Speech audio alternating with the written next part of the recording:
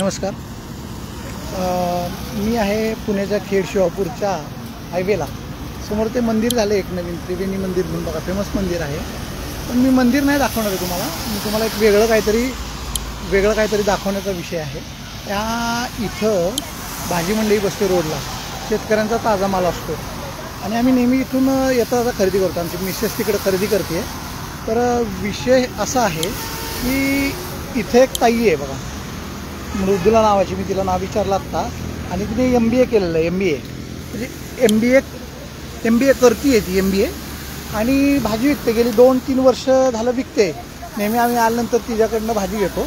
आणि सहज मिसेसनं माझ्या तिला हे विचारलं, तिचं शिक्षण विचारल्यानंतर तिने MBA शिक्षण सांगितलं. ताई, तुझं नाव काय गं? माझं नाव मृदुला. बरं, मृदुला पूर्ण नाव काय? माझं नाव मृदुला कांचन शिळीमकर. कुठली आहेस तू? मी प्रॉपर तशी कुंदवाडीची आहे. बरं. इथे साईडला केवढे गावामध्ये राहते. हा, म्हणजे इथलीच आहे लोकल तू. आणि किती वर्ष झालं भाजी विकतेस तू? मी आता जसं मी BBA करत होते बर, तसं फर्स्ट इयर पासून हा शॉप सांभाळते. बर. आता MBA सेकंड इयरला जाईल. MBA सेकंड इयर कुठल्या विषयातून? फायनान्स मधून. आणि कुठं कॉलेजला आहेस तू? पुण्यामध्ये. बरं, म्हणजे तुला बिझनेसमध्ये वगैरे आवड आहे पहिल्यापासून. याच्यापूर्वी हा बिझनेस कोण करायचा? हा बिझनेस माझा भाऊ छोटा रन करत होता. ओके. त्याच्या जोडीला मग मी त्याला मदत करायला सुरुवात केली. मग आता हा सगळा बिझनेस तू सांभाळते. आणि खरेदी वगैरे कोण बघता? भाऊ बघतो. छोटा. कोणाकडनं खरेदी करता तुम्ही? हा लोकल मार्केटचा सगळा शेतकऱ्यांचा बाजार असतो. म्हणजे शेतकऱ्यांमधनं शेतकरी जो पिकवतो भाजीपाला, त्यांच्याकडून तो गोळा करायचा आणि मग तो गोळा करून इकडे आणून आपण आता आम्ही बघतोय हे सगळे देशी गवार, सगळं देशी दिसतंय बघा. पावटा वगैरे सगळ्या गोष्टी आहेत ना देशी आहेत. म्हणजे हा शेतकऱ्याचा माल आहे, याच्याबद्दल काही दुमत नाही. शेंगा वगैरे पण खूप चांगल्या दिसत आहेत. किती वर्ष झालं करतेस म्हटली तू हे? हे जवळजवळ 5 वर्ष होतात. बरं, आता हे सगळं जाऊ देत.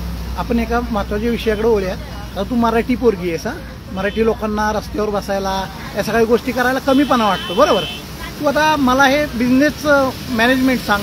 तू किती पैशाचा रोजचा माल खरेदी करते आणि किती पैशाला विकते आणि किती रुपये तुला रोजचे मिळतात? म्हणजे हे कशासाठी? तर माझ्या फेसबुकला 7-8 हजार फॉलोअर्स आहेत आणि बरेच जण नोकरी करतात, बिझनेस पण काही जण करतात, पण फार कमी जण बिझनेस करतात. त्यांच्यासाठी एक थोडंसं आपल्याला डिटेलिंगमध्ये विचारतोय तुला. तसं म्हणायला गेलं तर मराठी माणूस हा आहे ना, फक्त एक लाज वाटते ह्या कारणामुळेच माग आहे. बरोबर. आपलं आता मारवाडी लोक समाज बघायला गेलं, त्यांनी खूप ग्रोथ केली. का ग्रोथ केली? कारण ती लाजतच नाही. बरोबर. कुठलाही धंदा असू दे. बरोबर. आता साधं एक पाणीपुरी स्टॉलचं उदाहरण घ्यायला गेलं, तो महिन्याला लाख रुपये कमवतोय. बरोबर. आणि साधा आपण एवढं शिकतोय आणि डिग्री घेतोय, एका साध्या कंपनीमध्ये म्हणा कुठेतरी जॉब करतोय आणि फ्रेशर्स लोकांना फक्त 15,000 पर्यंत आपण ते पेमेंट कमवतोय. बरोबर. पण ते कुठेतरी नाही का थोडंसं लॉजिक लावून, साधा माझा भाजीचा स्टॉल आहे, मी 30-35 हजार रुपये डेली त्याची इन्व्हेस्टमेंट करते. 30,000 रुपये तू इन्व्हेस्ट करते रोजचे? किती होतात ग ताई? म्हणजे खरं सांग, काय किती होतात पैसे? त्याच्यामधनं मला कमीत कमी 8-9 हजार रुपये प्रॉफिट ह्याच्यामधनं रोजचा होतो. 8,000 रुपये रोजचा आपण थांबणं गरजेचं नाहीये. आपण राहणं गरजेचं आहे. जरी थोडासा एखाद्या बिझनेस लॉस प्रॉफिट होत राहतो, बरोबर, पण इन्कम आहे भरपूर चांगलं. बरोबर. म्हणजे 5,000, 8,000 ते 10,000 रुपये महिन्याला, म्हणजे अगदी 5,000 पकडले तरी 1-1.5 लाख रुपये तू महिन्याला कमवतेस. खूप चांगलं आदर्श उदाहरण आहे ताई. आणि विशेष कौतुक तुझं काय वाटतंय की तू MBA केलेलं आहे. कस्टमर येतात बरेच तुझे, मला वाटते कस्टमर फिक्स झाले असतील. कस्टमर फक्त आपल्याकडं आपल्या दुकानाच्या मालाची क्वालिटी, क्वांटिटी आणि महत्वाची गोष्ट म्हणजे जो कनेक्शन जो कस्टमर सोबत केलेला आहे, त्यामुळं 80-90% कस्टमर हे फिक्स झाले. Very nice. हायवेला आलं मला भेटल्याशिवाय जाणारच नाही. बरं, आता पुढे जाऊन काय करायचं डोक्यात? MBA झाल्यानंतर काय करायचं? आता साधारणतः ती एक डिग्री माझ्याकडे असावी. मी एज्युकेटेड आहे.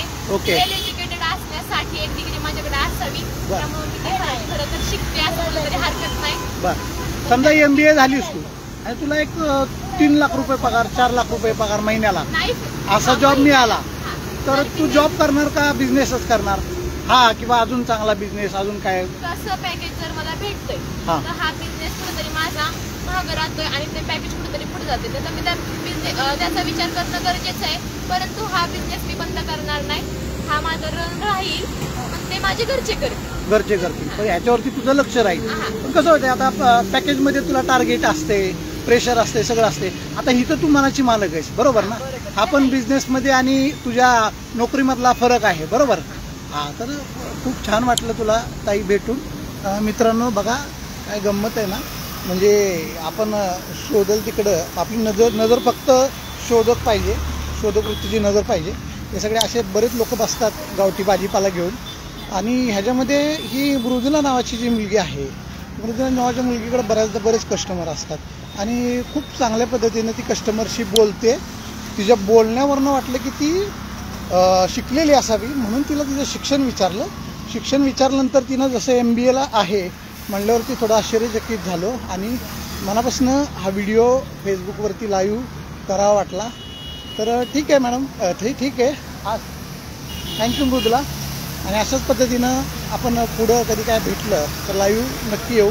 वेगळं काहीतरी असलं तरी फेसबुकवरती टाकण्याचा प्रयत्न करू. Thank you very much.